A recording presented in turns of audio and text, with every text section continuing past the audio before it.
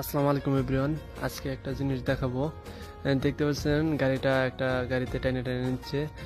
আসলে কাহিনীটা হচ্ছে এই জায়গায় রাস্তার দুই পাশে মানে পার্কিং যে আছে প্লেসটা, এটা হচ্ছে পেড পার্কিং। এখানে পার্কিং করলে প্রতি ঘন্টায় 3 টাকা করে দিতে হয়।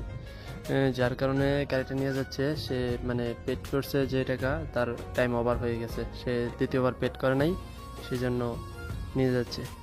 আর যদি সে দ্বিতীয়বার পেড না করে এখন যদি গাড়িটা ছুড়ে আনতে যায়, তার 250 থেকে 300 রিয়াল, সৌদি রিয়াল জরিমানা দিতে হবে।